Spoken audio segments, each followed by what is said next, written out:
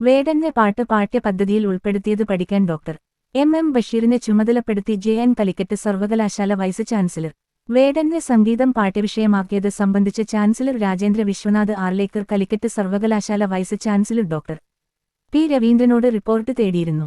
ബിജെപിയുടെ സിൻഡിക്കേറ്റംഗം AK അനുരാജ് നൽകിയ പരാതിയുടെ അടിസ്ഥാനത്തിലായിരുന്നു റിപ്പോർട്ട് തേടിയത്.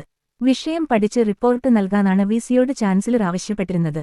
ഇതിന്റെ അടിസ്ഥാനത്തിലാണ് കലിക്കറ്റ് സർവകലാശാല മലയാള പഠന വിഭാഗം തലവനായിരുന്ന ഡോക്ടർ എം ബഷീറിനോട് വിഷയം പഠിച്ച് റിപ്പോർട്ട് തരാൻ VC ആവശ്യപ്പെട്ടിരിക്കുന്നത്. ഈ റിപ്പോർട്ടനുസരിച്ചായിരിക്കും ചാൻസലർക്ക് മറുപടി നൽകുക. 4 വർഷ ബിരുദ കോഴ്സിന്റെ 3ാം സെമസ്റ്റർ BA മലയാള പുസ്തകത്തിലാണ് താരതമ്യ പഠനത്തിനായി മൈക്കിൾ ജാക്സൺ റാപ്പ് സംഗീതത്തിനൊപ്പം വേടന്റെ സംഗീതവും നൽകിയിരിക്കുന്നത്. വേടന്റെ ഭൂമി ഞാൻ വാഴുന്നിടം എന്ന ഗാനമായിരുന്നു ഉൾപ്പെടുത്തിയത്.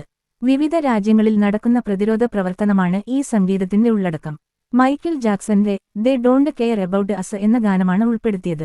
പ്രതിഷേധ സമരങ്ങളിലും ആഫ്രിക്കൻ അമേരിക്കൻ ജനവിഭാഗങ്ങളിലെ കറുത്തവർക്കെതിരെ നടക്കുന്ന സംഘടിതമായ ആക്രമണങ്ങൾ, വർണ്ണവിവേചനം എന്നിവയ്ക്കെതിരെയുള്ള പ്രതിഷേധങ്ങളിലും വ്യാപകമായി ഉപയോഗിച്ചിരുന്ന ഗാനമായിരുന്നു. അമേരിക്കൻ റാപ്പ് സംഗീതവും മലയാള റാപ്പ് സംഗീതവും തമ്മിലുള്ള താരതമ്യമാണ് ഇവ രണ്ടും ഉൾപ്പെടുത്തിയതിന്റെ ഉദ്ദേശം. നിലവിൽ വിദ്യാർത്ഥികൾ ഇവ പഠിച്ചു തുടങ്ങിയിട്ടുണ്ട്.